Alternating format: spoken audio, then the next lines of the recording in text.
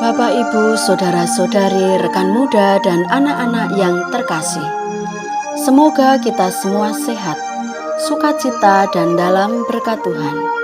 Hari ini hari Rabu tanggal 1 Maret 2023, masa Prapaskah yang pertama. Marilah kita berdoa, mendengarkan sabda Tuhan, merenungkan dan meresapkan dalam hidup kita. Marilah kita membuat tanda kemenangan Kristus. Dalam nama Bapa dan Putra dan Roh Kudus. Amin.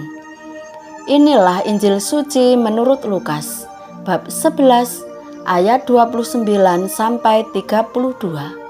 Dimuliakanlah Tuhan. Sekali peristiwa Yesus berbicara kepada orang banyak yang mengerumuni Dia. Berkatalah Yesus, "Angkatan ini adalah angkatan yang jahat. Mereka menghendaki suatu tanda, tetapi kepada mereka tidak akan diberikan tanda selain tanda Nabi Yunus. Sebab seperti Yunus menjadi tanda untuk orang-orang Niniwe, demikian pula lah Anak Manusia akan menjadi tanda untuk angkatan ini. Pada waktu penghakiman, Ratu dari selatan itu akan bangkit bersama orang dari angkatan ini, dan ia akan menghukum mereka. Sebab ratu ini datang dari ujung bumi untuk mendengarkan hikmat Salomo. Dan sesungguhnya yang ada di sini lebih daripada Salomo. Pada waktu penghakiman, orang-orang Niniwe akan bangkit bersama angkatan ini, dan mereka akan menghukumnya.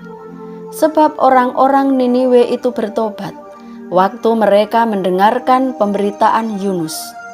Sesungguhnya yang ada di sini lebih daripada Yunus." Demikianlah sabda Tuhan. Terpujilah Kristus. Bapak, Ibu, saudara-saudari, rekan muda, dan anak-anak yang terkasih, Yesus berkata kepada orang banyak yang mengerumuninya, "Angkatan ini adalah angkatan yang jahat. Mereka menghendaki suatu tanda." Mengapa? Padahal mereka telah melihat mukjizat yang dilakukan Yesus, seperti menyembuhkan orang sakit, mengusir setan, bahkan membangkitkan orang mati. Mereka juga telah mendengar perkataan Yesus yang penuh hikmat ilahi dan menuntun mereka pada jalan keselamatan.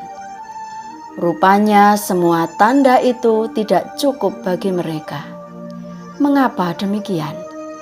Mereka tidak membuka hati akan karya Tuhan dalam pengalaman dan peristiwa hidup yang mereka alami bersama dengan Tuhan.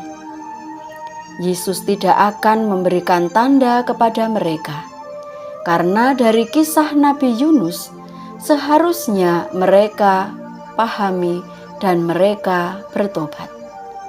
Allah memberikan keselamatan kepada Niniwe lewat seruan Yunus.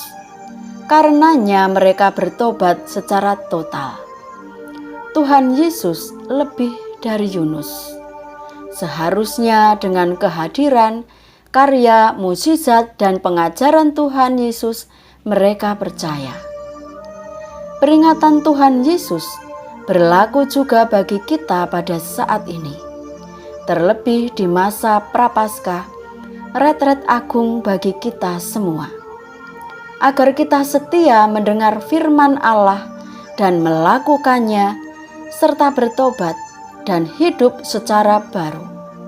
Kita dipanggil untuk menjadi tanda kehadiran Allah lewat sikap hidup kita yang menghadirkan wajah kasih Allah lewat pengampunan, kesabaran, menerima sesama sebagai saudara, peduli dan rela berbagi, tekun dan setia dalam doa, rela berbagi dengan tulus hati, jujur dan bertanggung jawab dalam belajar dan dalam setiap pekerjaan, dan masih banyak hal yang bisa kita lakukan.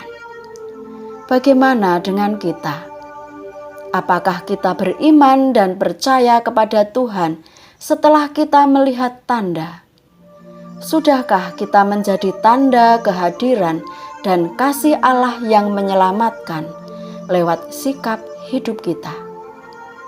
Marilah kita mohon rahmat dari Tuhan agar kita dimampukan untuk melihat, merasakan, mengalami, dan berbagi kasih Allah kepada sesama, agar kita dapat menjadi tanda kehadiran dan kasih-Nya.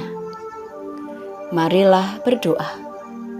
Tuhan, kuatkan dan teguhkan iman kami, agar kami tidak bergantung pada tanda dalam mengikuti-Mu. Semoga apapun yang kami alami, kami tetap percaya dan berserah kepada-Mu. Juga saat doa-doa kami belum kunjung Engkau kabulkan, saat kesulitan dan badai kehidupan silih berganti, kami percaya Tuhan, Engkau tak akan memberi persoalan melampaui kemampuan kami.